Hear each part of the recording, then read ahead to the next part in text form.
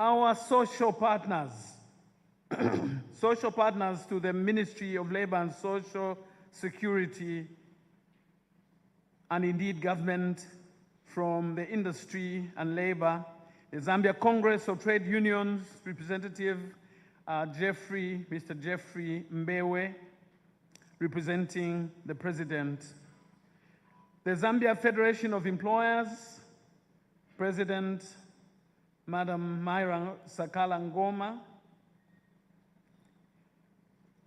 Allow me to also recognize UFE's President, Mr. Humphrey Monde, or Dr. Humphrey Monde, senior government officials that are present here today, the members of the press, distinguished invited guests, ladies and gentlemen.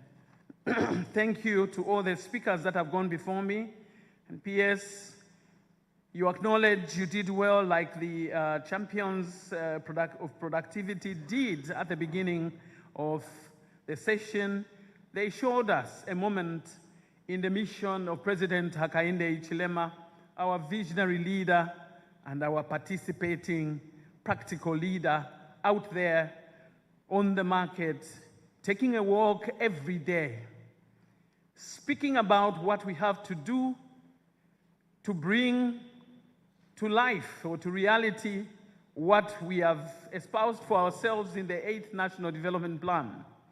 Yes, President Hakainde Hichilema is the chief marketer of the Zambian opportunity, or not only within the country, but on the global stage.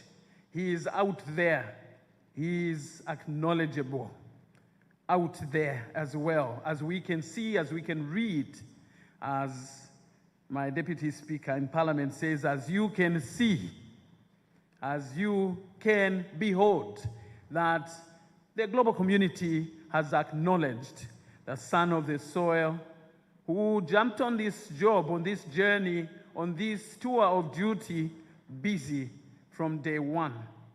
He has been out there to rebuild industry for Zambia, bring back the historical glory that Zambia had in the 70s post-independence. And he's gone out there to say, yes, we can rebuild our nation. So let's look to the sectors, the productive sectors that have potential for, low-hanging fruits that can land in a shorter moment, because our people are impatient. They want to see the deliverables. They want to see services delivered. So we talk agriculture, results that we are seeing here, the bumper harvest after a very stressful season of drought.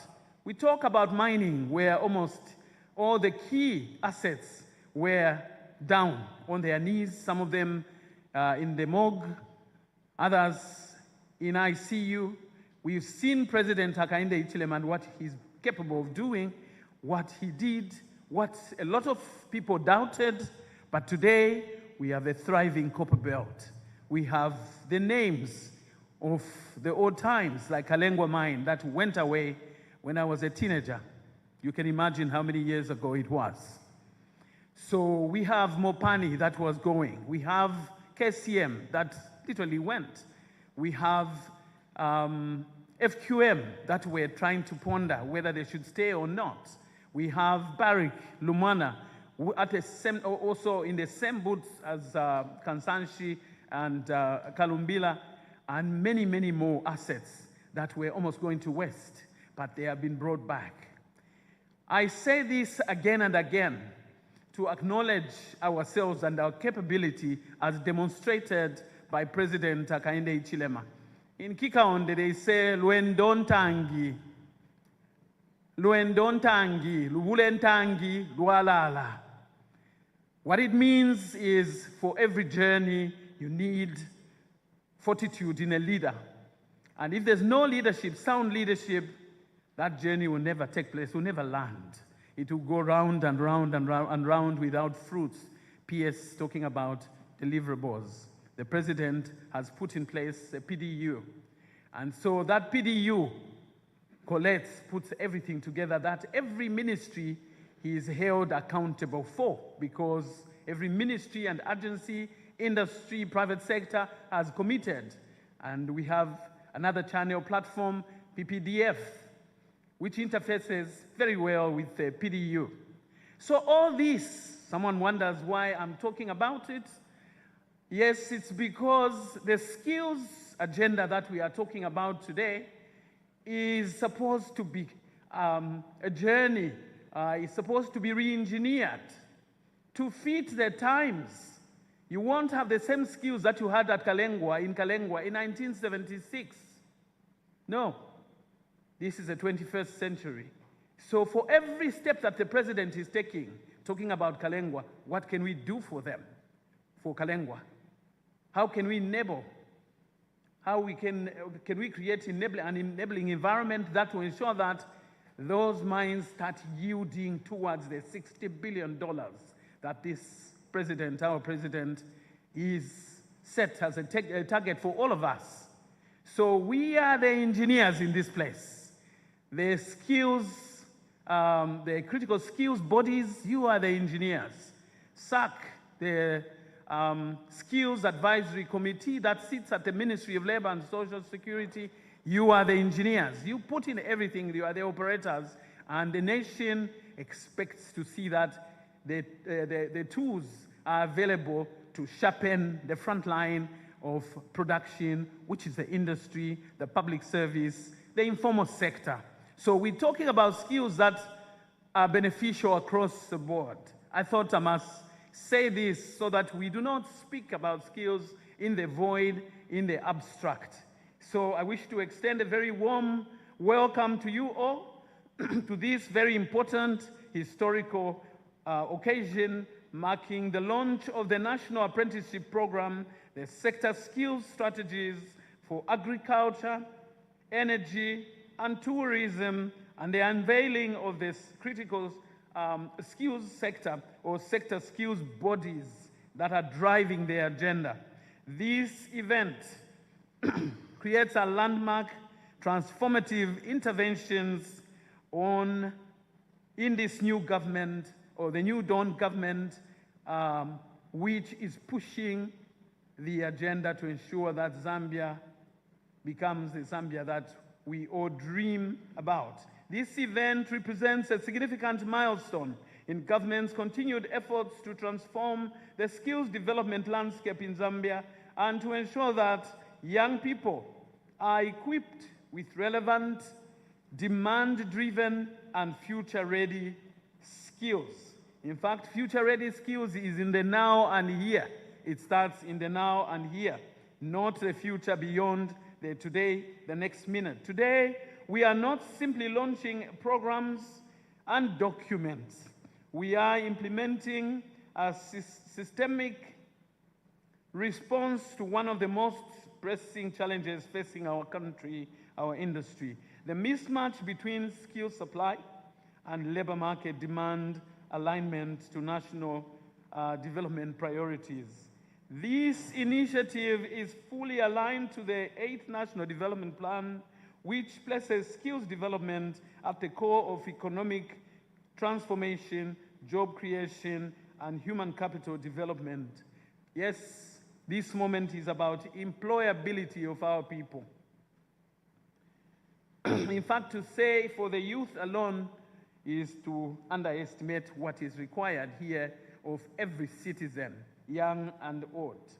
So employability and industrial competency that will benefit a lot by what we are here to do today. The plan clearly identifies the key priority areas, including economic transformation, human and social development, and digital transformation, all of which require skilled and competent workforce.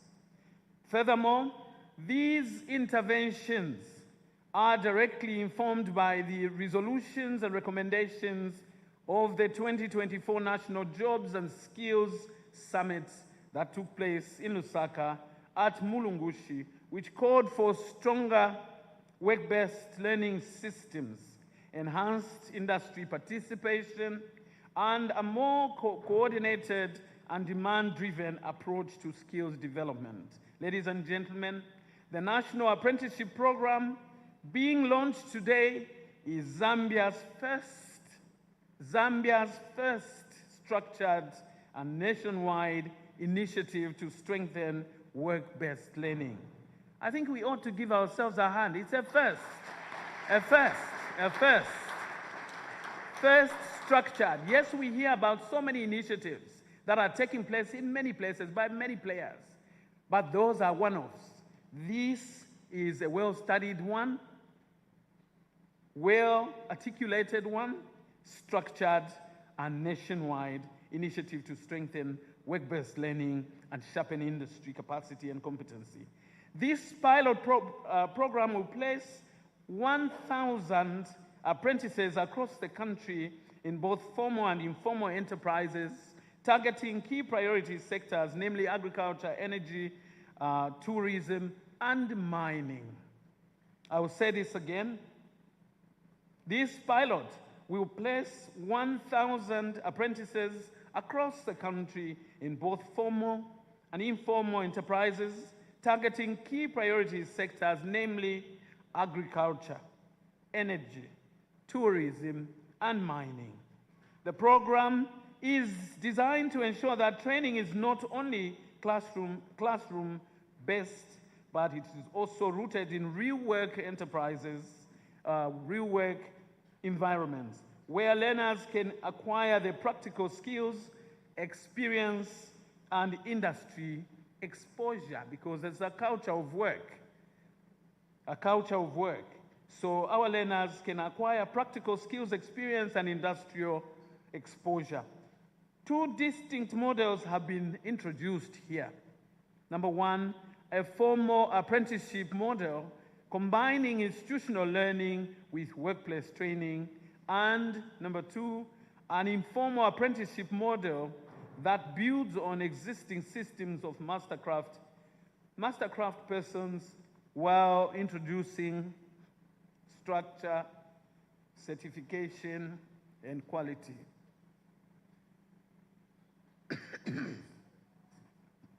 Thank you. Thank you very much, Mr. Brody.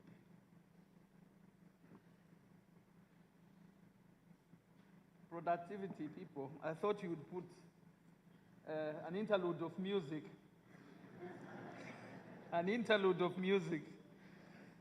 This approach ensures that even those in the informal economy, which represents a significant portion of our workforce. Remember, the informal economy, big, very big.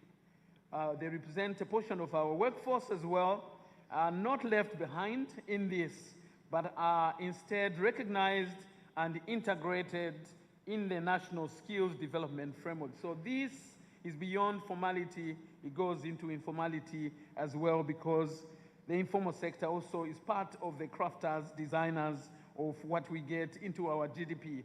Distinguished guests, government has also developed for the first time a national critical skills list, which identifies priority skills required across key economic sectors at industry. This will guide training institutions, inform policy direction. The issuance of work permits also will be informed, and ensure that investments in skill development are deliberately targeted and are effective. Together with the apprenticeship program, this forms part of a broader coordinated system that links training to employment and economic development. In addition, the launch of the sector skills strategies for agriculture, energy, and tourism represents a major step towards ensuring that skills development is fully aligned with sector-specific needs. These strategies address key challenges such as skills mismatches, limited practical training, weak industry linkages, and, and inadequate adoption of technology. Technology being the way of the future, we have to recalibrate, re-engineer, and ensure that we have provided training and retraining for those who may have been trained before.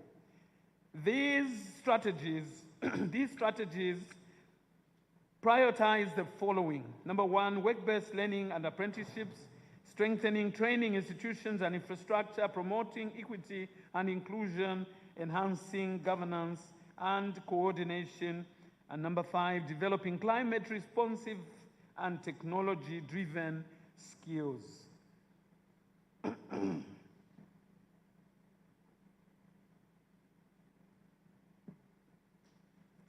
These strategies, ladies and gentlemen, these strategies will ensure that our workforce is not only skilled, but also adaptable, innovative, and competitive in a rapidly changing global economy. Distinguished ladies and gentlemen, government, the New Dawn administration, is currently undertaking a review of the Apprenticeship Act. This is a very old act that has not received a lot of attention to be useful to what we do at industry. So a review of the Apprenticeship Act to align with modern labor market demands and to strengthen the legal framework for what we are here to do today, work-based learning, promote and refine for optimal purposes of usage purposes, that this work-based learning is well guided and informed by this regulatory instrument when it is amended. So some work is already being undertaken between my ministry, Ministry of Technology and Science, and other key players. The review of the Act, the review of the Act will ensure that skills development system, our skills development system is responsive, inclusive, and capable of supporting both formal and informal learning pathways. In all that we do, take note that we say our, we work in tripartism. Government, the employers, and the workers, they have a say. They are the demand and supply, together with government. So we're driving this agenda, and hopefully we get this instrument done sometime soonest. The sector skills bodies being unveiled today will play a critical role in this process by providing industry-led guidance, strengthening coordination, and ensuring that skills development remains relevant to labor market needs. The sector skills bodies, which will be unveiled today, will play a critical role in this process by providing industry-led guidance, consultation with industry, so that what we produce is relevant to the needs of industry, which we need to employ and to produce goods that are what we call for, that we want to expand, deepen, and of course, get to a place where we are able to confidently walk towards that number, the $60 billion that the president has set for ourselves to get to the 3 million metric tons of copper to get out in those days, and the other millions of what should come from agriculture. All the targets that we put for ourselves, we need to transact, and in order for us to transact, we need these skills bodies that will collaborate with industry. Already I've done some work with industry for us to reach to a point where we have the critical skills that we are sharing in today's session. Distinguished guests, this initiative is a product of strong partnership between government, the private sector, training institutions, workers' organizations, and cooperating partners. And we say thank you to the European Union once again and the ILO for working with the people of Zambia on this agenda.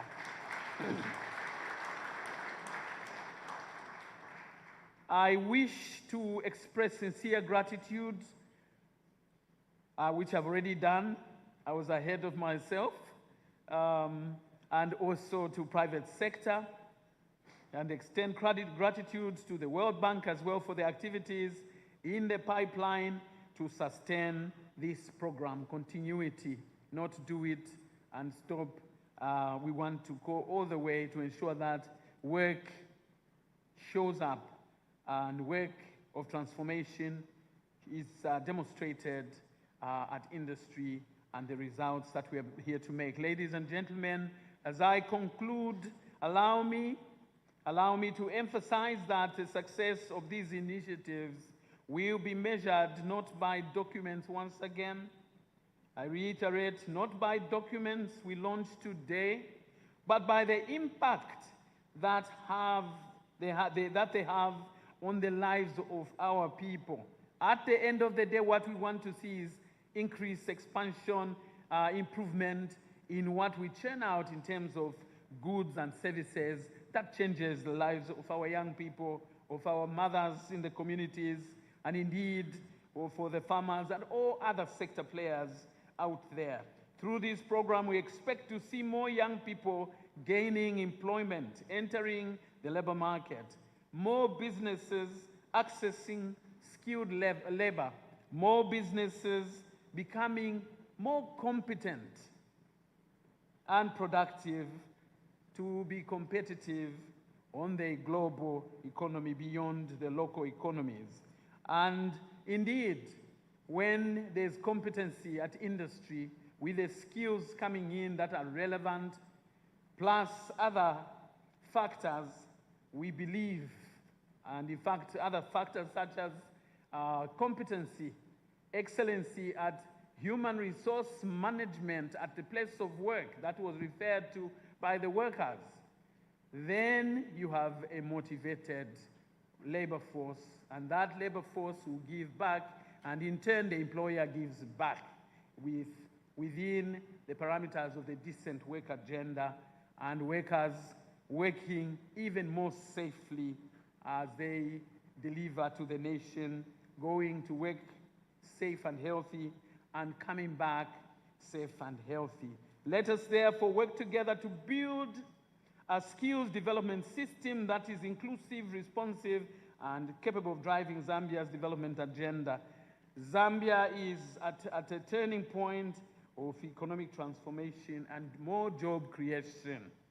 I wish to once more express our gratitude to all the stakeholders gathered here today and those who are represented, those who are not here today, who have contributed to this process, and by wishing the sector skills bodies success in this very important, if not critical, role in the life of this nation.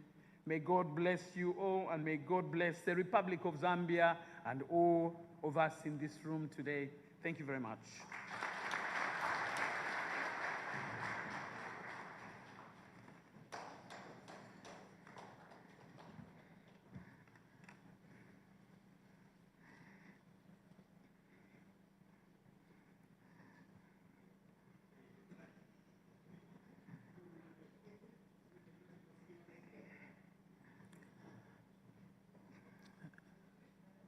Thank you, Honorable Minister. That was Minister of Labor and Social Security, Honorable Brenda Mwikatamba MP.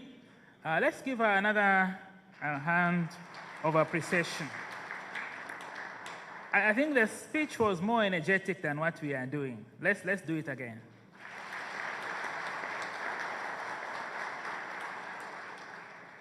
Guests of honor, distinguished ladies and gentlemen, this meeting is being live streamed on the Ministry of Labor and Social Security Facebook page, as well as on the ILO page.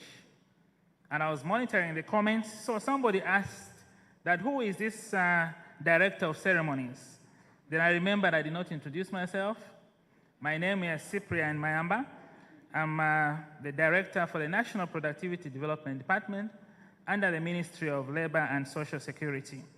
And I sincerely hope they want my name for a very good reason.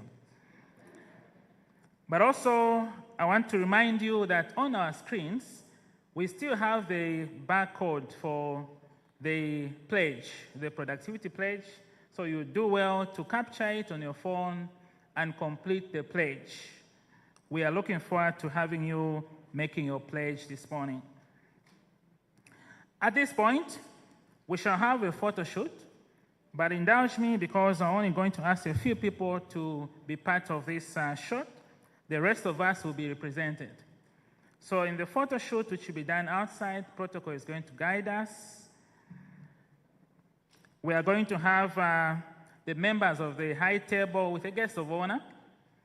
I'm also going to ask the permanent secretaries and those who are representing permanent secretaries to also join the photo shoot. I'm also going to ask the CEOs and the directors who are here. I'm going to request the representative of the social partners, the president of FAIS, the Secretary General of FFTUZ. They recognize you, Mr. Mwale, Nelson Mwale. Please, I also invite you to join the photo shoot. I'm going to invite the members of Skills Advisory Committee, members of the sector skills bodies also to join. I'm also going to ask the apprentices themselves, the reasons why we're here. There are a few of them. Please, you're also going to join the photo shoot. Not that the rest of you are not important, but because of the time schedules, which are very, very tight, and also not to have so much difficulty in logistics, I'm going to ask the ones that I've mentioned, being led by the guest of honor and the high table. They'll be guided by protocol outside for the photo shoot. This is a historic moment, so we want to capture it. As we are waiting for the photo shoot, the rest of us, I did not announce. If you want to stretch your legs, the conveniences, when you step out into the foyer on your left. I'm also going to ask the presenters who are going to present after this short break to also be ready. We'll be using the other podium. So for live streaming, please, let's set up the other podium for that purpose. Please don't go for a long time. Photo shoot's about 4 minutes, so expect you back in a very few minutes.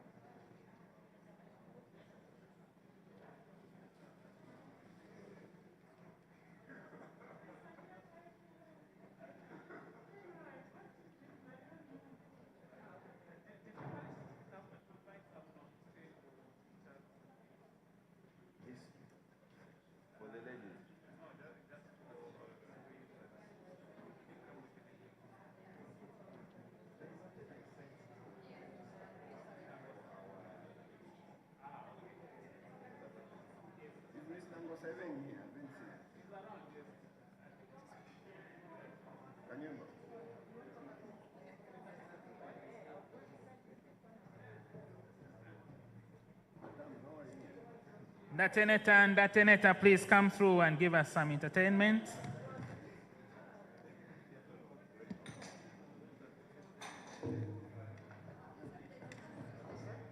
Hi, how are you? Very well, thank you.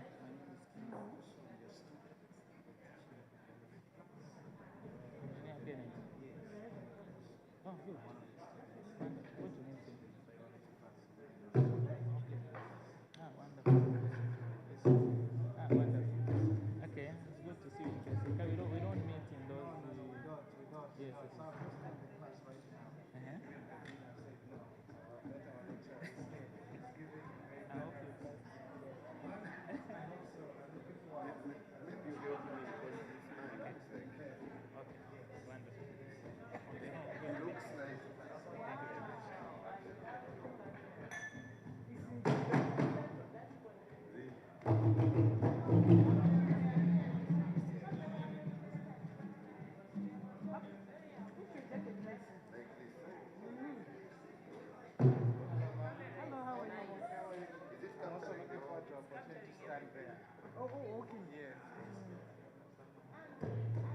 I hope you.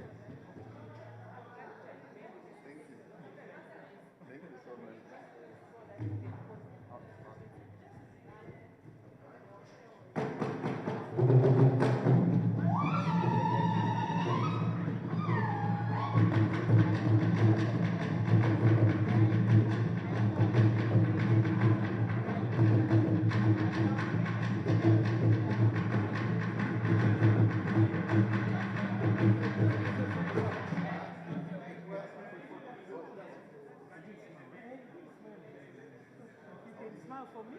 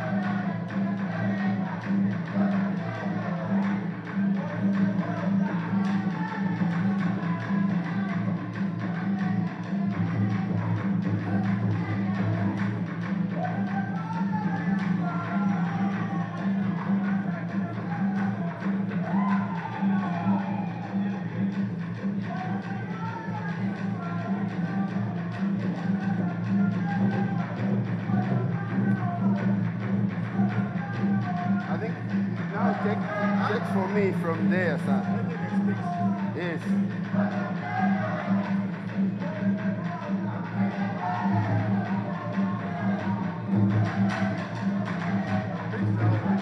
Picture, son.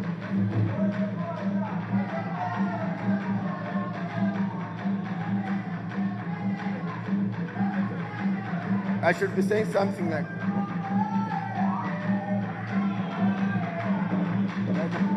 oh, yes,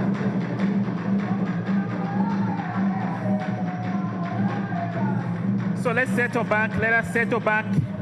Let us take our seats. Let us take our seats. Let's take our seats.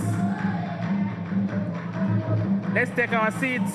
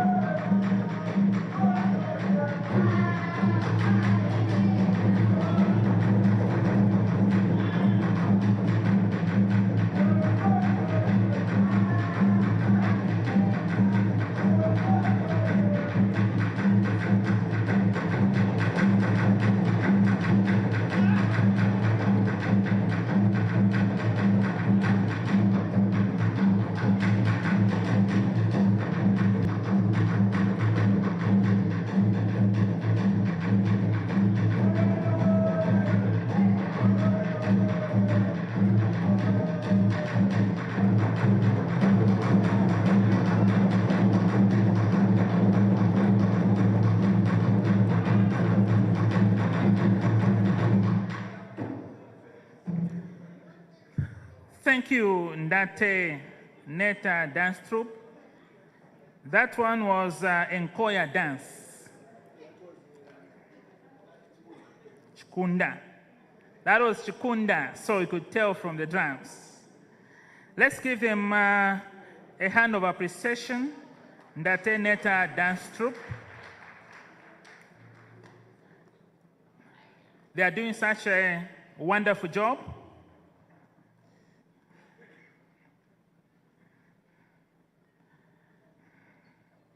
And I noticed that as they were singing and dancing, most of us were itching to join, including myself.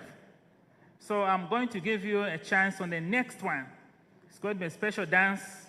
I'll personally sponsor it, and I'll begin and open the dance floor. So begin to prepare yourself, because the next dance that we shall get is going to be Nkoya dance. That one requires a lot of energy, so please start preparing yourselves for that. At this juncture, guests of honor, Honorable Minister, members of the High Table, want to recognize all distinguished ladies and gentlemen who are welcome. We took a short break just to get the memories of this event. But now, before we go to the actual launch, we are going to listen to the presentations of what we are launching this morning. I'm going to ask the presenters who are going to make PowerPoint presentations to be very, very brief. I've given you earlier 10 minutes, but now we'll cut it to 5 minutes. I want to test your skill. So if you've got a very long presentation, please cut it down to 5 minutes. You can consult AI immediately how to go about that. It's part of the skills we are talking about. So 5 minutes. If you see me looking at you with that very serious look and you're presenting, just know that the 5 minutes is up. Just begin to conclude. So what you do, just focus on the critical areas. I know you've made your presentations and you've been working on them. You've presented them elsewhere. But for this event, we just want the critical highlights of your presentations, and I trust you. I trust that you're going to oblige and be on time. So let me call the first presenter who's going to make a presentation on the Pilot National Apprenticeship Program. Please come forward and make your presentation. Introduce yourself as you begin to make the presentation. And please remember, it is only 5 minutes. For this one, I even wanted to cut it down to 3 minutes, but I know that it's going to do a very, very good job. Now, this is a very important presentation because, like the minister in our keynote speech said, it's the first time that we're having a formal apprenticeship program. So Clyde is going to make that presentation. So I'll ask you, Clyde, to use the other podium. You want to speak from here? That's fine. You can go ahead. Okay, you can do it right here. Thank you. Good morning, Honorable Minister. Allow me to ride on the protocols already observed. I'm speaking to the National Apprenticeship Program. I don't know, it's a bit vague here. Which is a pilot under the sponsorship of the EU, the ILO providing the technical advice, and TEVETA being the implementing agency, so to say. The thinking is that for us to improve the workforce employability, we need to place them in the job market early enough so that by the time they graduate, we'll run away from the story of giving the industry quarter-baked graduates, so to say. So what do we want to achieve? So what we want to see is quality apprenticeship being promoted and implemented in the different sectors. We want to see that we improve the employability of the young people. We also want to ensure that productivity, Director of Ceremony is very passionate about productivity, is enhanced. And we also want to ensure that ultimately the economy gets to where we want to be. So how then have we thought about structuring it? We are saying we are going to have a formal and informal, we are going to have informal and formal pathways to implement the apprenticeship. Under the formal one, we are going to have probably 70% to 50% on the job market. So meaning 70% you should be at the company doing the actual work. And possibly then it will take between 1 to 3 years depending on the program structure, and it could sit between 3 to 6 in terms of the qualification levels on the Zambia qualification framework. And then there's a stipend provided for the formal apprenticeship of 1,800 per apprentice per month, sorry. But when it comes to the informal apprenticeship, the dynamics a little bit change. We are thinking maybe it can take about 90%. You should be at the host formal enterprise. And then the support will go towards consumables at the company, not to the apprentice, so to say. So then around the support structure, when it comes to training, the thinking is that then TVETA should provide in-company trainers with capacity, because these are people who are not teachers, they are not instructors, they are there to make money. So TVETA should develop an intervention by building capacity in them on how to deliver a curriculum. Then for sustainability purposes, the thinking is that this program should be anchored on the TVET fund. The employers have spoken. Maybe the skills development levy, part of it can go towards running the apprenticeship training program beyond CDEP. Then when it comes to the students, the thinking is that the student will get PPE, their tuition fees when the training is be catered for, and then they will get consumables will be also taken care of when it comes to the informal apprentices. So different players are going to do different roles, as I said earlier on. And we are thinking that the host enterprise, they are the ones who are going to take care of the consumables when they are doing the training. They are going to provide experts, and they are also going to provide tools and equipment. TVETA will take care of the issues of curriculum, aligning it, quality assurance, and probably certification at the end of the day. And a lot of players need to do a lot of issues.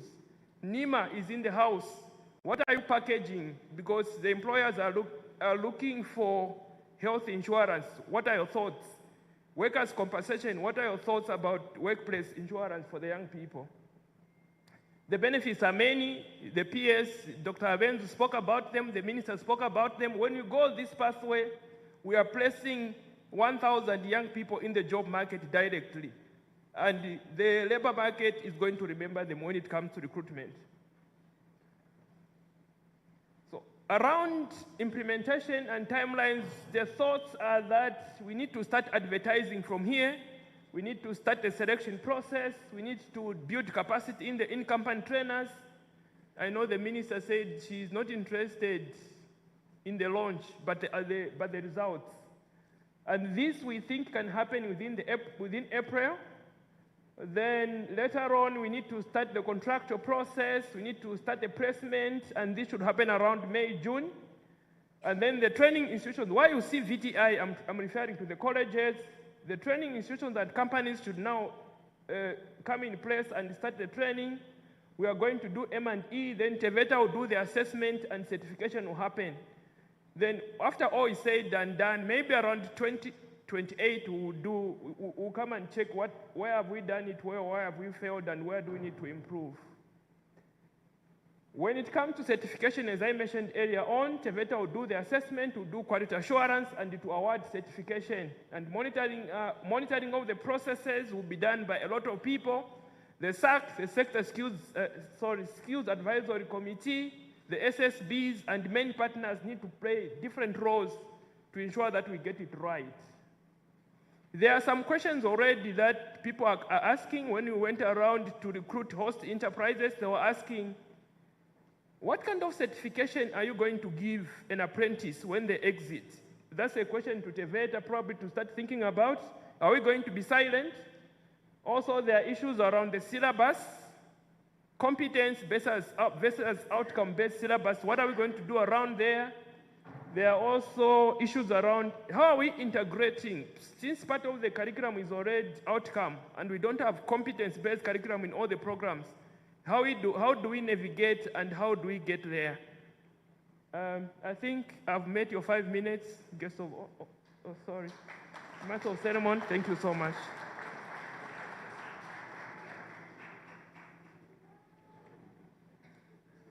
Let us give him another appreciation. Out of 10, Clyde, I've given you 10. And you've done very, very well. Thank you very much for that. But also your presentation was very, very clear. You brought out the highlights of what the apprenticeship program is all about. More information will be shared. In fact, we also have some publications that shall be sharing at the end of this event. Let me now invite to make a presentation on the National Critical Skills List. The one I said we probably are only the second country in Africa to publish a critical skills list. Mrs. Kasanda is going to give us some highlights of what the critical skills list looks like. Let's give her some appreciation. She has been the brain behind this initiative. And not to blow the trumpet, but I must say that when she started talking about this critical skills list, even within the Ministry of Labor and Social Security, we were not very clear what it meant. So today, here we are. Let's listen to her and get some more insights. Mrs. Kasanda. Thank you, Master of Ceremonies. Honorable Minister and the High Table, I recognize you all. In the Honorable Minister's speech, one of the issues that we discussed was, that was talked about was the issue of evidence-based approach. That one I heard it very clearly from the Minister's speech. I must inform you, Honorable Minister, that there was a lot of research that went into developing the critical skills list, a lot of research with the sector skills bodies that you will listen to today very briefly. Training should not just be for training. The world has moved ahead of us. In order for us to ensure that the colleges that we see, the training institutions, TVET institutions, align themselves with the modern world, we need to ensure that private sector is engaged. So what you see, Honorable Minister, on your screen is what we are calling the critical skills list. This one is specifically for the agricultural sector. I'll just pick up a few of those. So when you look at number 1, agriculture, crop production and extension, it looks very simple. Actually, somebody would think, but we have extension officers who ride, who come to our farms and do, and we have many. The numbers are not enough, and it's critical. I was speaking to some members of the public on issues of livestock. It's not enough to have, you've decided to do fish farming. One farmer woke up the following day, Honorable Minister, all the fish was dead. There was no fish. And you know what they said? It was witchcraft. It's not witchcraft. The fact is that we have not done enough research to ensure that we sustain what we are doing. So what you see, Honorable Minister, is a critical skills list for the agriculture sector, focusing on crop production, mechanization, and also we have rated them in terms of agency. So when you look at the priority, you will see that number 1 is agent. We don't have the numbers at all. It's a sorry sight, Honorable Minister. When you look at agricultural crop production, it's rated high. When you look at mechanization, Honorable Minister, it's high as well. Agricultural mechanization is also on the issue of equipment. Small engines, it's also on a medium alert.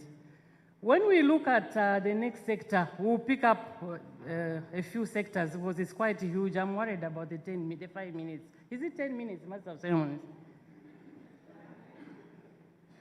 So when you look at the next, where is the machine? The machine man.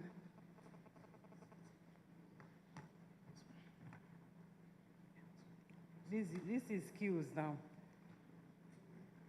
So post-harvest, Honorable Minister, we have an agent needs, cold chain, processing, food safety, seeds and lab, agribusiness is also an emergency, Honorable Minister.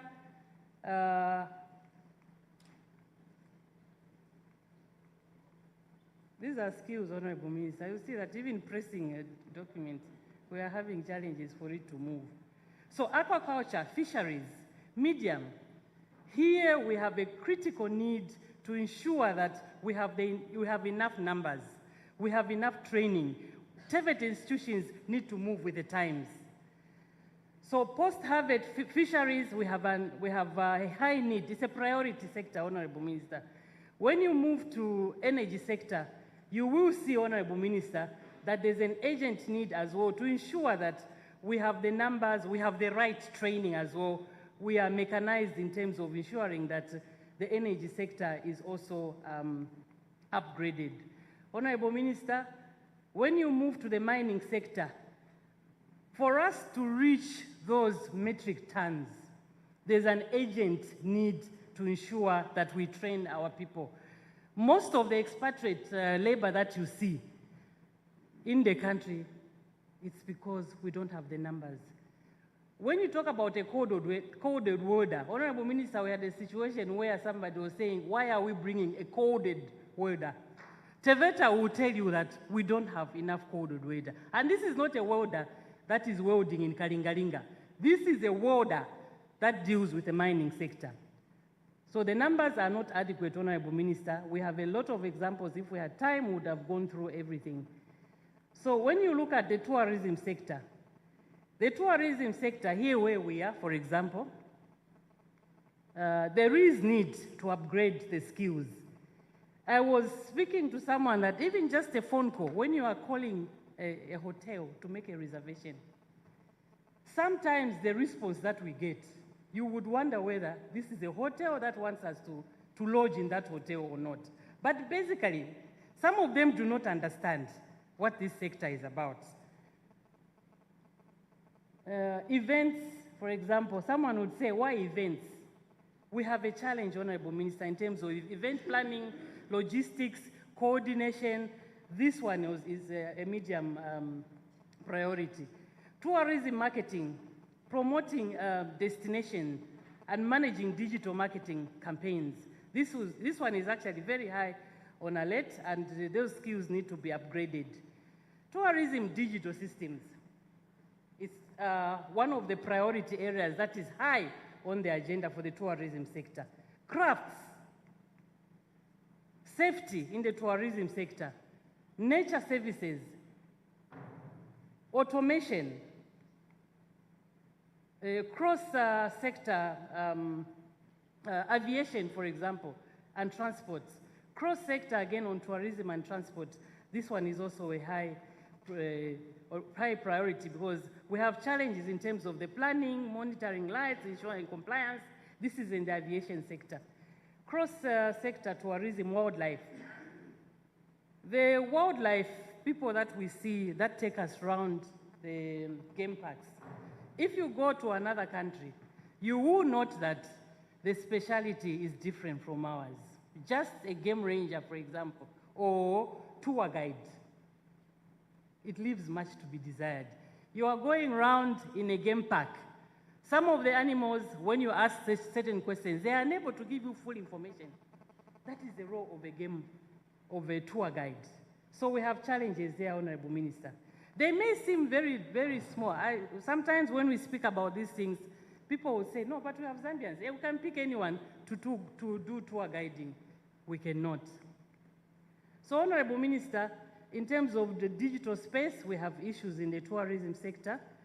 The cross-sector manufacturing, all sectors, here we have an issue in terms of maintaining mechanical and electrical systems. It's on high alert.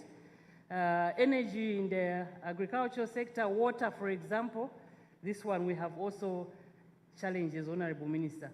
So what you will see in the document that you will launch, Honorable Minister, it's an evidence-based document that should be able to guide training. MICE, for example. MICE is very important in the tourism sector, but very few people have done that training. So, Honorable Minister, we will not waste much of your time, but what you see in that document that you will launch, that was coordinated by the Skills Advisory Committee, and the sectors that you will see before us, we arrived at this document that we feel, working with TVETA and other institutions, we should be able to arrive. It's the second one, Master of Ceremonies. You are very correct. I think South Africa is the only other country in Africa that has a critical skills list. Thank you.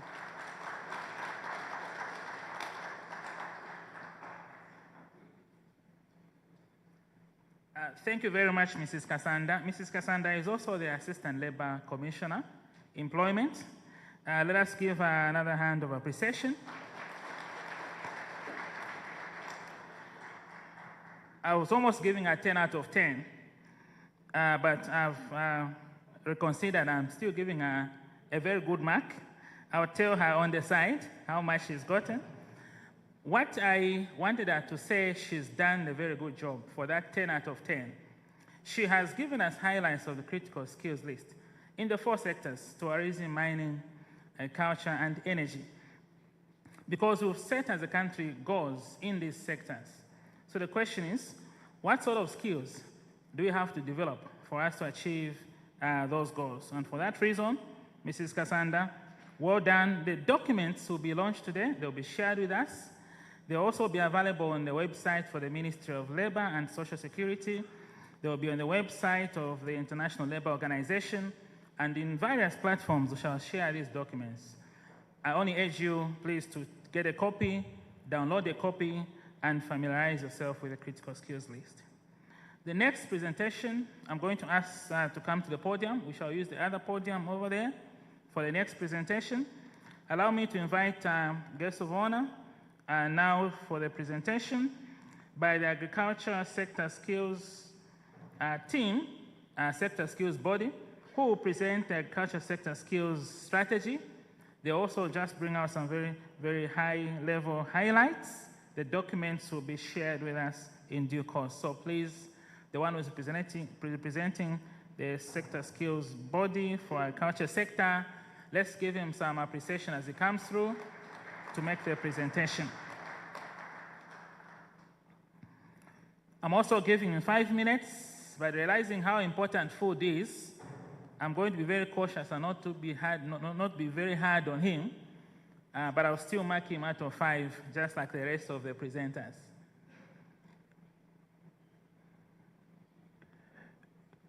So, Mr. Ngosa, you can introduce yourself as you begin your presentation. Thank you.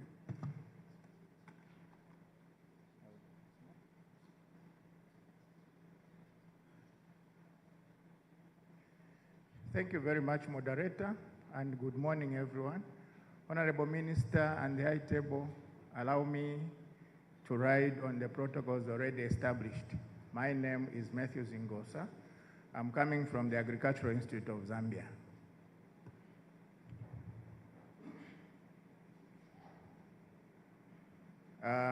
In the interest of time, I'll quickly just browse through. That's my outline of the presentation. And in terms of the introduction, why the strategy? The issue is to strengthen human capital to transform agriculture into a productive, competitive, and sustainable growth sector. This document is actually aligned with the Vision 2030, the 8th National Development Plan, and the CACIP priorities, which speaks to economic diversification, jobs, and food security. This is a sector which is not devoid of challenges, and among the challenges, one of them is low productivity, which is limited by mechanization and also the over-reliance on rain-fed systems. And we're also looking at high poverty levels and also the skills gap that have already been spoken about, which are technical, digital, entrepreneurial, and also soft skills. It's a sector with opportunities, but also with constraints. The opportunities, we commend government for the strong policy support and also the rising agribusiness demand. But we also have constraints such as climate change, limited financing, weak coordination, and also the low youth interest. In response, this strategy sets out a very clear vision, which is an adequately skilled workforce for a competitive, productive, and sustainable agriculture sector. Thematic areas, we identified these thematic areas from the situation analysis, and among them is work-based learning and apprenticeships, institutional capacity and training infrastructure, equity and inclusion, which is talking about the promotion of participation of women, the youth, and differently abled groups in the agricultural skills development. We're also talking about governance, coordination and partnerships, climate change, and technology-driven skills. The strategies that have been developed to respond to those thematic areas include modernization and improvement of training systems, strengthening of work-based learning, and the enhancement of industry collaboration, all speaking to objective number 1, which is to enhance practical industry-relevant skills and development. On the strengthening of the human resource capacity, we hope to use the strategy of developing and implementing a comprehensive capacity building program for trainers and instructors. And we also want to enhance the industry exposure for trainers. What has been observed is that most of our trainers are so disconnected to the industry. They are outpaced by the dynamism of the industry. So we would want to narrow that gap. In terms of objective 3, we are speaking to the upgrading of training infrastructure and equipment to increase access to training in rural areas and also establish and rehabilitate demonstration farms and laboratories in training institutions. And above all, promote investment in modern technologies. And that is speaking to the objective 2, which is to improve and equip training institutions with upgraded modern infrastructure and technologies. Objective 4, this looks a bit loaded, but I think it's a very critical one, to promote inclusive and equitable access to agricultural skills development opportunities for women, youth, and differently abled persons. And I think this is the emphasis of government. And we do commend government for that direction. In here, we hope to promote agriculture as a viable business and career. Most of our youth think agriculture is a sector of the past, but I want to tell them that it's a sector of the future, and it's for them. Support youth entrepreneurship programs for agripreneurship, and also address farmers in accessing skills and resources for the women, youth, and different abled persons. The objective 5 is speaking to the strengthening of the labor market systems, enhancement of coordination and partnerships, and also improvement in governance and policy frameworks. And that's where the SSBs and the SAC are coming in. The last but not the least, we're talking to an objective which is purely for the enhancement of the capacity of the workforce to adopt climate-smart, innovative, and technology-driven agricultural practices. The strategies speaking to that objective include, among many other things, the integration of climate-smart agriculture into training programs, the promotion of mechanization. I'm sure you do recall that government launched a mechanization program, and it was done perfectly well. So we thank the government for that scope. Irrigation and digital agricultural skills, strengthening innovation, the extension, and also research and farmer linkages. A nation that does not research cannot succeed. So we are actually making sure that extension services and research are onboarded on this strategy. In conclusion, Honorable Minister, the implementation and impact of this strategy will run from 2026 to 2031, and the approach will be a robust M&D framework with a results-based approach. And also, we are talking about good governance, a multi-stakeholder partnership, government, private sector, and training institutions and other partners coming together. The focus will be very much on accountability, progress tracking, and also continuous improvement. In terms of financing, this will be blended funding mechanism, where government, partners, private sector, and other innovative mechanisms will be employed. And then the emphasis or focus will be on sustainability, efficiency, and accountability. The expected income, Honorable Minister, which I think will be a delight to this government, is that it will address agricultural skills deficit through coordinated action, and it will promote innovation, inclusivity, and human capital development. Above all, it will drive the economic growth, job creation, and improved livelihoods. I thank you.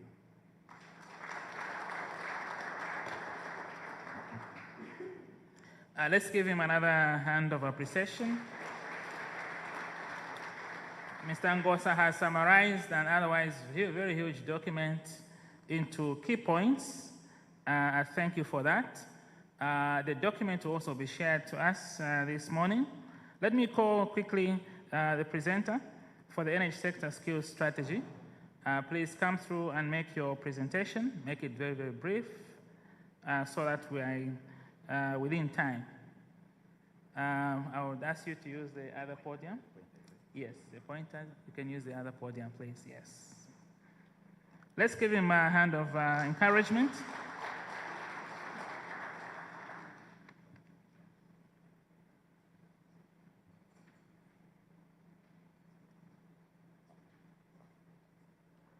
Honorable Minister and the High Table,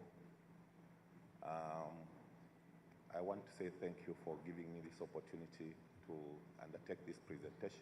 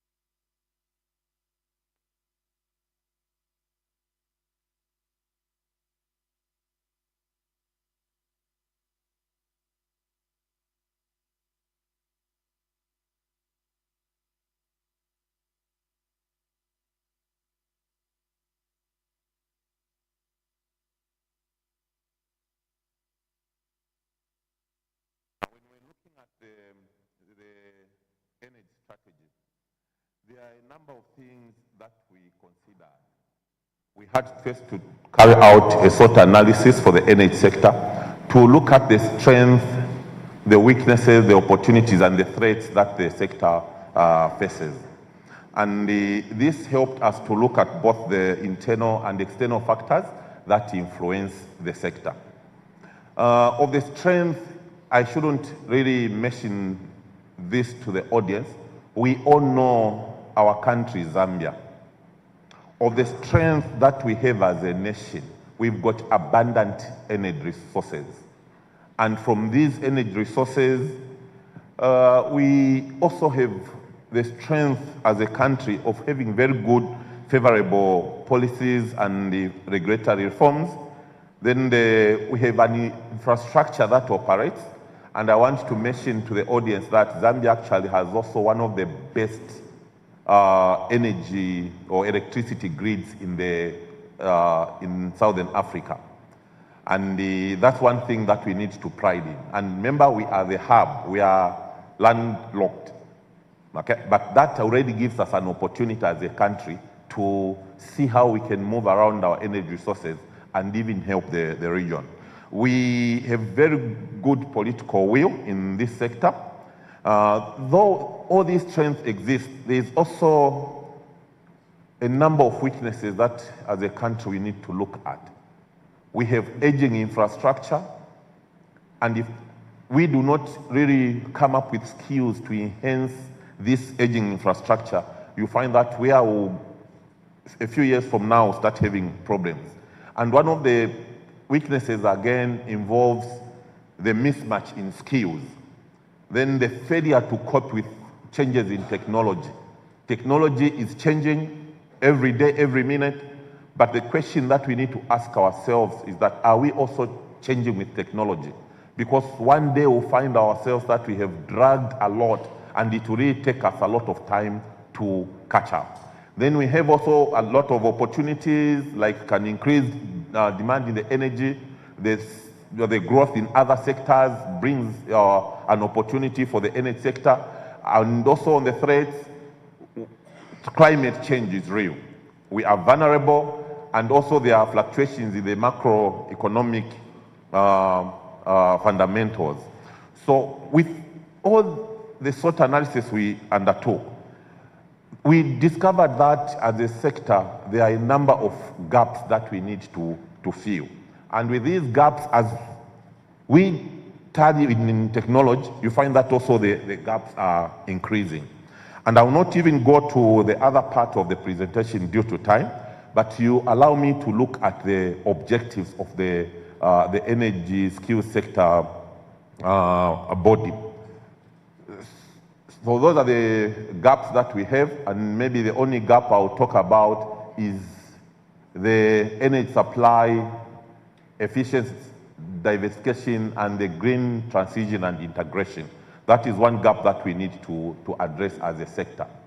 The objectives, we've got 5 objectives as a sector. The first one being to strengthen the development of demand-driven skills. And as it has been emphasized by the Honorable Minister, what we want is to see a workforce that is producing. Not just, again, keep on training people and keep on piling a number of graduates as institutions without really having people in industry. We've got so many people who've finished their training, but the question is there something else we can do? There was also an emphasis of the work-based training. We are now talking about the competence-based training. Those are some of the interventions that we need, because they will give us what we need as a sector to meet our objectives. The second being to expand access to quality and inclusive training opportunities. Then we have aspect to do with climate change response and the green energy transitions. Then we need to strengthen the fourth objective is for us to strengthen the governance, coordination, and quality assurance, and also to enhance the strategic collaboration and partnerships. On the partnerships, I want to say, let us or the ministries speak to one another. It is very important, because for us to succeed in this, we need all these players to speak one language. And finally, the critical skills have been addressed, but in the energy sector, we categorize them in 3: the energy services, the renewable energy, and basically energy supply. Those are the skills, and that is basically what we have done so far. And our roadmap is basically as it is on the screen.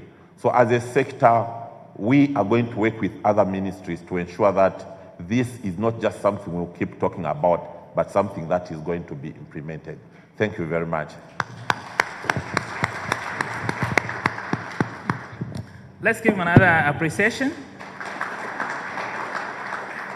I'm not sure whether my look was serious enough. Engineer, thanks, you've done a very good job. Okay. So the next one is tourism.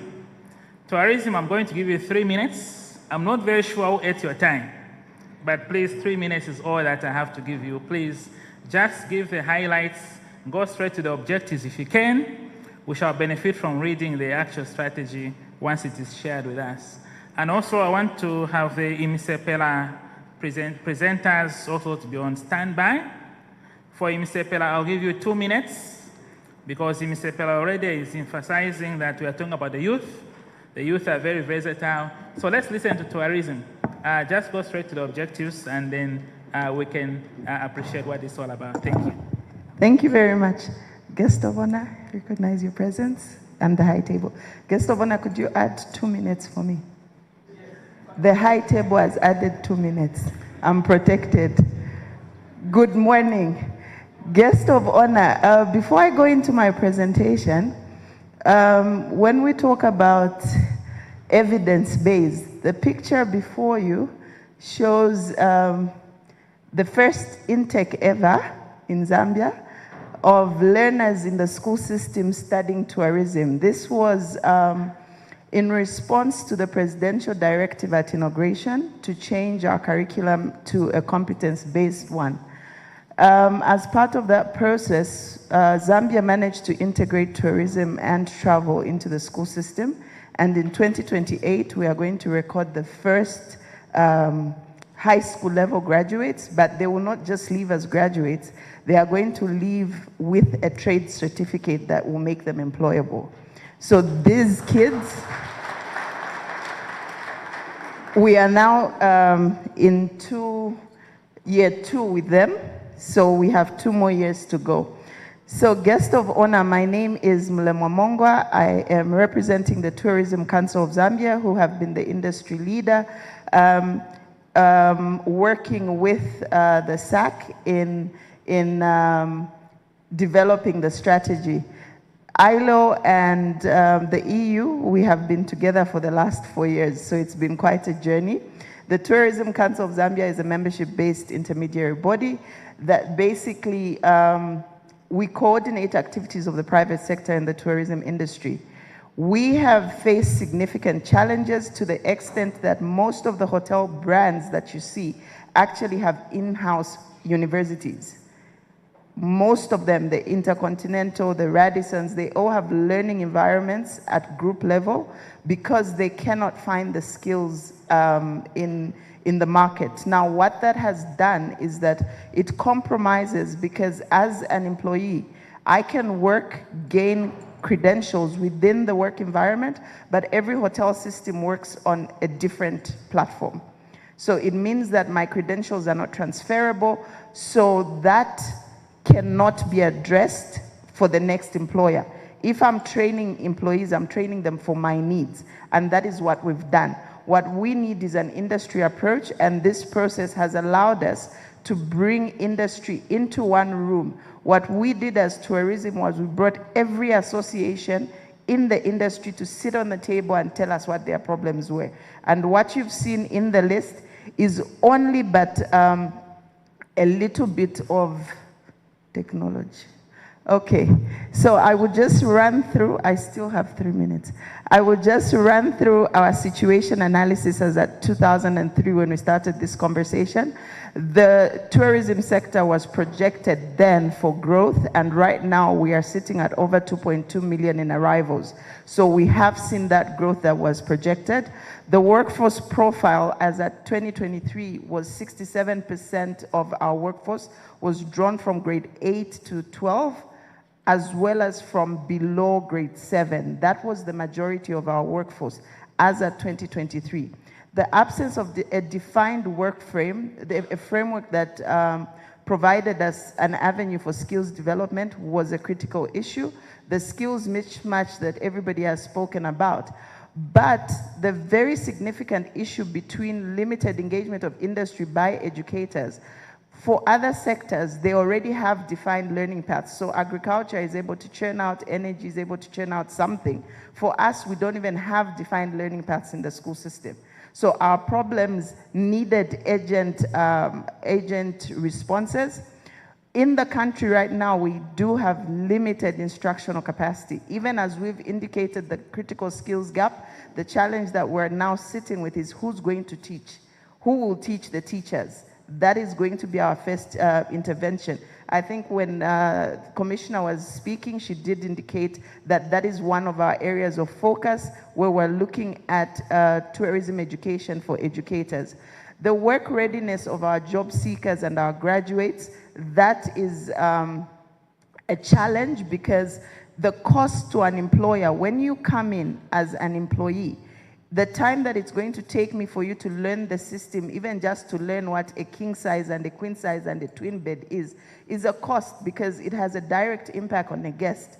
Guest of honor, when you go to the poolside and go and order a drink, if you ask for something that is mixed, not every one of the people near the bar is going to be able to provide that drink, even if it's a non-alcoholic one, because it's a specialization. We do not have the required skills and the time that it takes the employer to build that capacity.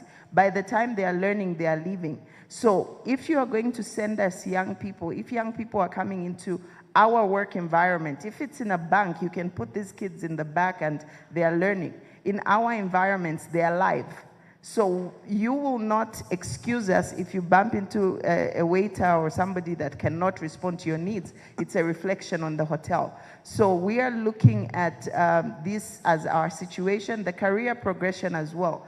If I start as a waiter, maybe I dropped out in grade 9, this is where I can be forever. With what we are doing here today, we're going to be able to forget where you ended in school. We know where you're starting today, because we are going to, after the apprenticeship program, be able to give you tangible proof of competence that will take you to your next level.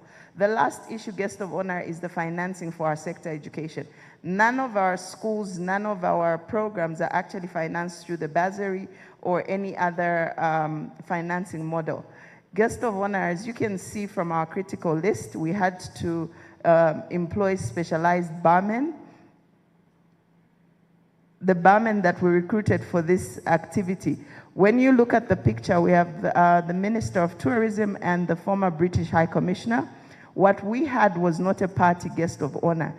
In our sector, bar management skills, beverage management skills is a critical skill that we were lacking.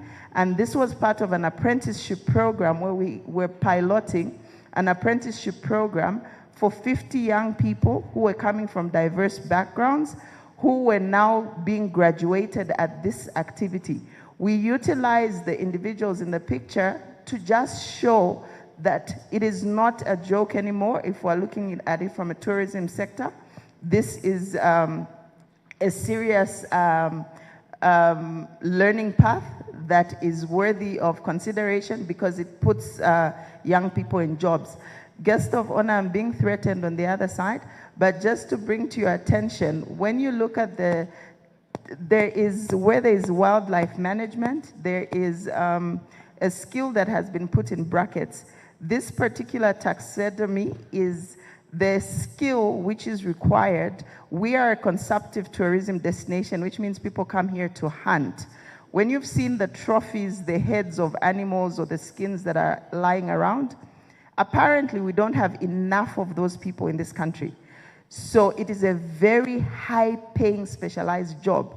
So I was saying in my village, people specialize and make stews. So if we're able to tap into the community level indigenous knowledge of processes, there is so much at community level, whether it's gastronomy, whether it is guiding, there's a lot that can be done, but this is the list that has been broken down into the areas that you see. When you look at the bottom, the air traffic, aviation, and equipment maintenance, we had a whole list that we got from the Zambia airports and the aviation sector. Sorry, no, it's the last one. It's the last one. I'm just going through the last slide. Okay, yes, sir.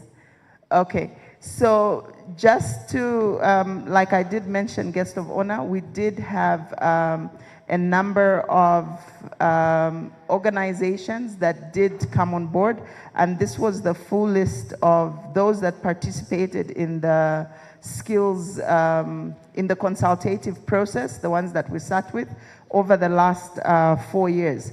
As we launch the apprenticeship program, this is going to, the interns that are going to be unveiled, the apprentices that are going to be unveiled are actually coming in from employers that have already onboarded them. What we have done is gone an extra step, and they will not be interns anymore. For us, we are picking them up and we're going to convert them into apprentices because they are already in the system. So this is going to provide them with documents for career progression. It's also going to allow us to eliminate costs of learning and training for employers and improve their employability. I thank you, guest of honor, for my 2 minutes. Thank you very much. Let's give the tourism team another hand of appreciation. She was heavily protected. We thank you. The story is long. Of course, we are not leaving it here.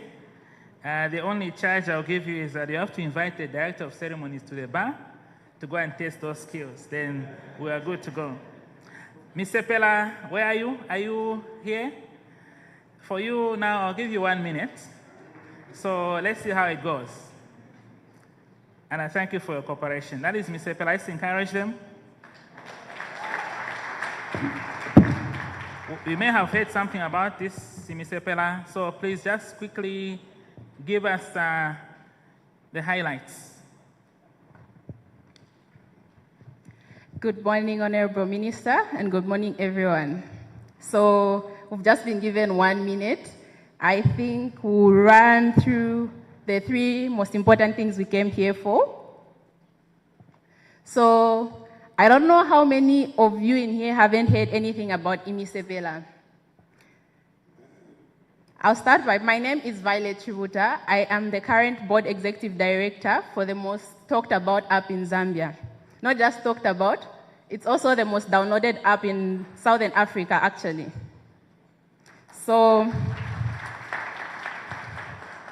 So today, as we celebrate the launch of this national apprenticeship program, we're here, where we are launching this program, we're reminded that opportunity alone is not everything.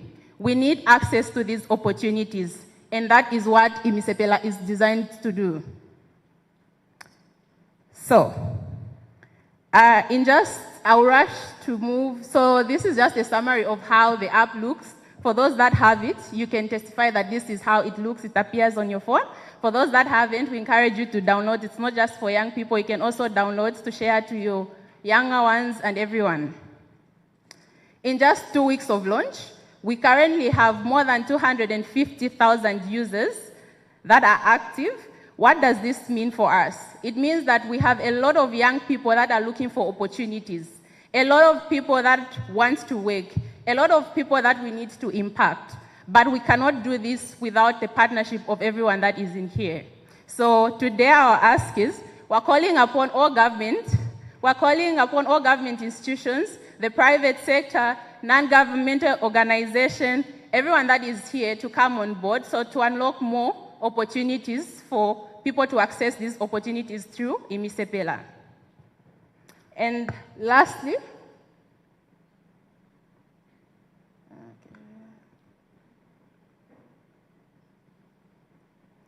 I just wanted to announce our partnership with the Ministry of Labor. So we are delighted to share that we've partnered with the Ministry of Labor. We've worked on a portal that goes beyond youth. This portal will be active next week through the ministry website under the Labor Management Information System. We're just here to say thank you for this opportunity, and thank you for the opportunity. Thank you for this opportunity for people to access these opportunities. And because I think I'm running out of time, I would just like everyone that is present here, please, please, please, please, we are calling upon you. We need your support. We can't do this without you. We're just a youth-led, non-government organization. We need your support. We need your guidance. Please, please reach out to us. Thank you so much. Thank you very much. So that is a feature of the labor market. So, but you need a smartphone for you to be able to access this app. So if anyone doesn't have a smartphone here, please see me after this event, because then probably I may have to cancel you as to the reason why you should have a smartphone. So if anyone doesn't have a smartphone, please see me after this. So we've heard the presentations of what we are here for today. But because of time, now is the time we've all been waiting for, the actual launch of these initiatives, the actual launch of these strategies. The workers earlier had spoken, it's not the potential that we focus on, but the results. And from these initiatives and these strategies, we're expecting the results. At this juncture, guests of honor, distinguished ladies and gentlemen, I'm going to request the guests of honor with a high table to come over to the stage. I'm also going to request that the permanent secretaries who are present, the permanent secretary for Fisheries and Livestock, permanent secretary for Tourism, representative, please come to the podium for the actual launch.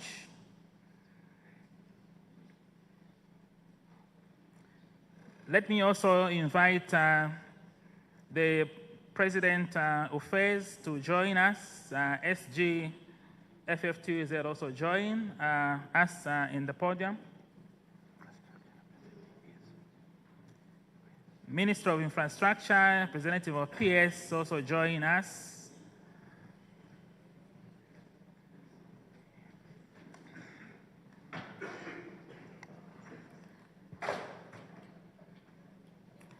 Minister of Labor and Social Security Director, Planning and Research, please join us as well.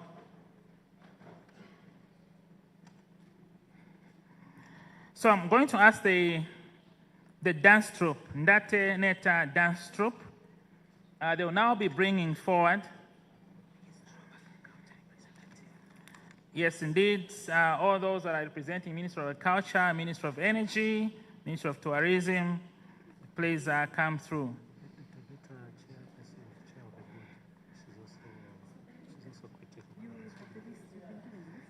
Oh, which one? Yes, this is.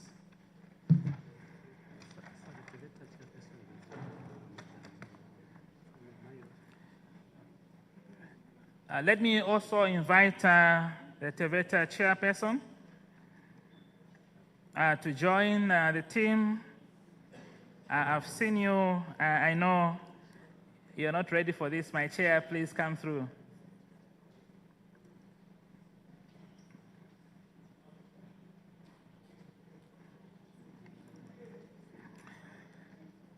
So I'm also going to ask to come through, but you are going to stand here in front of the stage.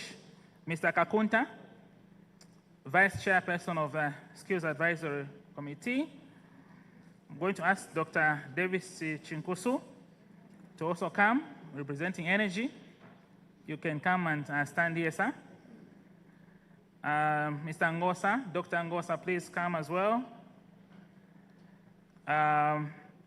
Ms. Mongwa, please also come through. You're going to receive the documents and hand them over to the minister as we are launching. The dance troupe, over to you.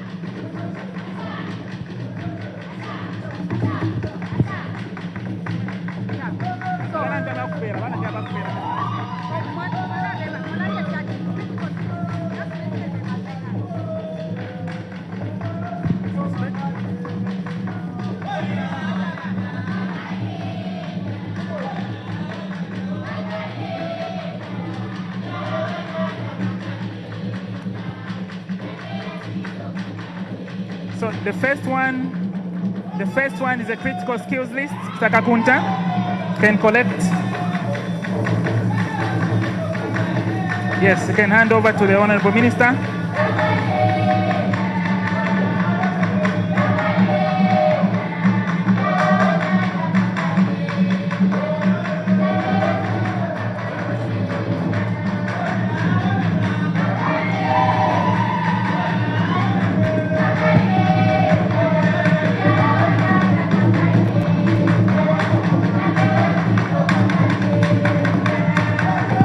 The second one is energy. Dr. Chinkusu, you can hand over to the minister.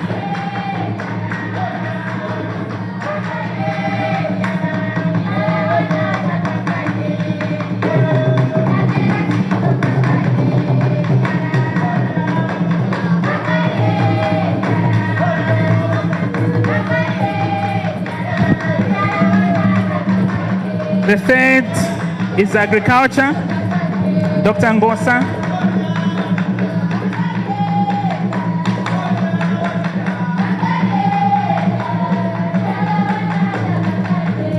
We need the scissors at the stage. Scissors goes to the stage.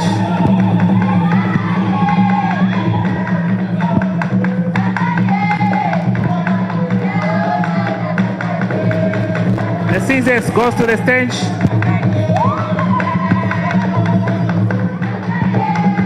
The last one is for tourism. Please, you can hand over to the minister.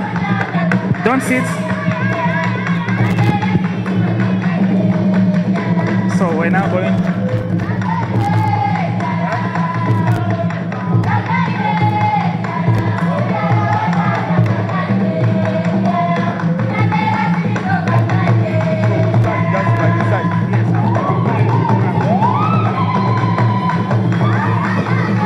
So let's go up. Let's go up and receive our documents. Yes, go on the stage.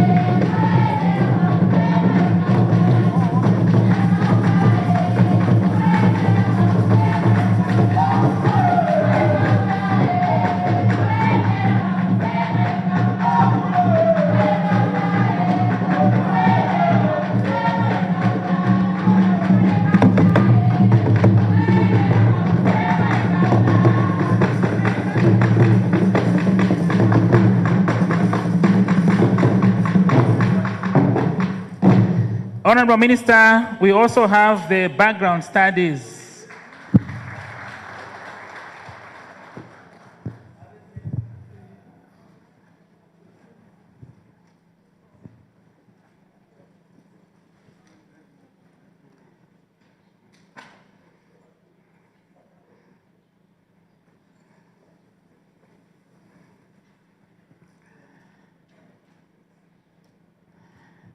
So, Honorable Minister, after launching those four, and as they are being handed over to the high table by the team, Mrs. Kasanda and your team, as you are handing over the documents to the members of the high table, please hand over a copy each to the members of the high table.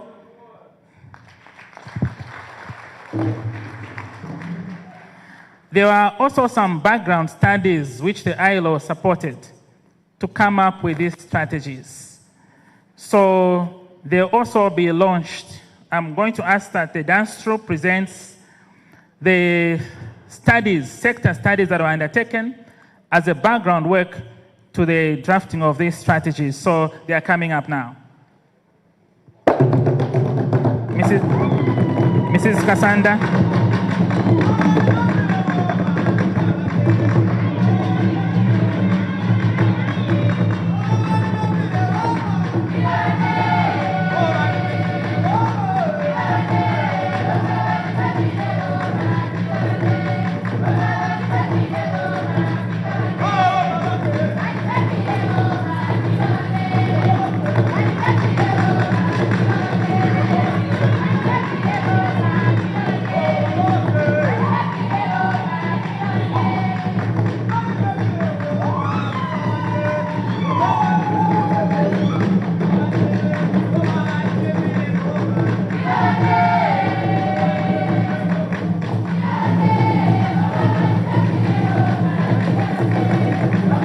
So those are the background studies Those are the background studies that were undertaken with support of the ILO. There was quite a lot of technical studies undertaken before these strategies were built. Those are the documents now being unveiled by the Honorable Minister.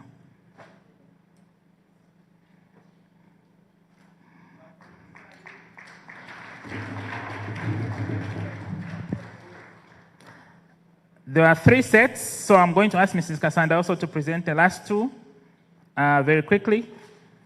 You can just move over there and hand them over to Mrs. Kasanda, please. That's the second one and the third.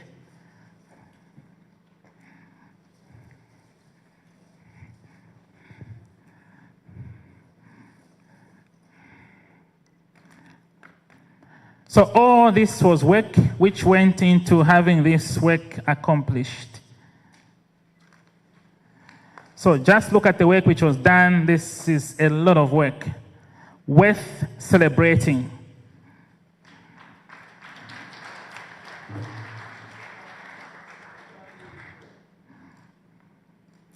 All these documents are going to be available to all of you. Soft copies are also available. I encourage you to obtain the soft copies.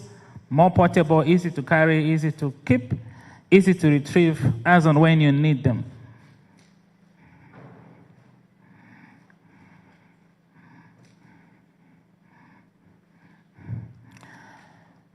So for all this work that has done, excellent work, wonderful work, it's worth celebrating. And as the high table stands down from the stage, I'm going to ask the dance troupe to give us a celebratory song, which all of them are going to dance to before they go and sit. So we expect that each one of them will show us their skill. So let's have that celebratory song now. So guests of honor, as you are getting back to your seat, there is a song for you, Honorable Minister, as you are getting back to your seat, and every member of the high table, they are going to have to show us their skills before they sit. Over to you.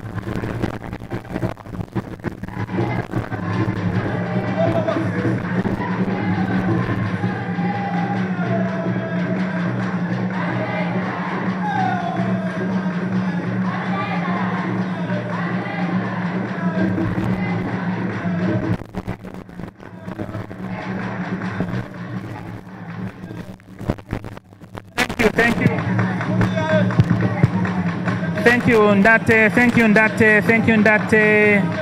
Ndate Neta, thank you very much.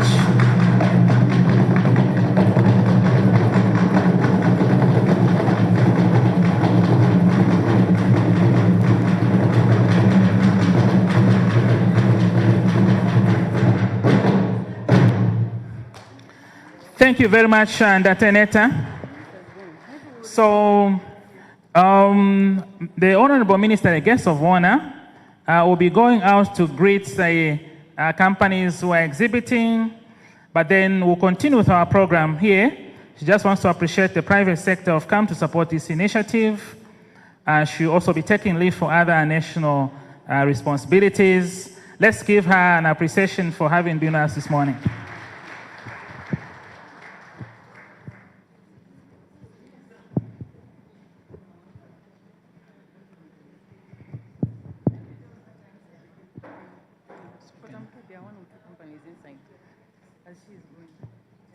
Yes, so the apprentices also, the minister would want to greet you. If you can go outside, please have a chat with her. And also the other companies, also please, you can take this opportunity. We shall also have our health break for the next 10 minutes. So this is the time we're going to have that break. Please feel free as you step outside to enjoy refreshments outside. Let's have our health break as well around this time for about 10 minutes.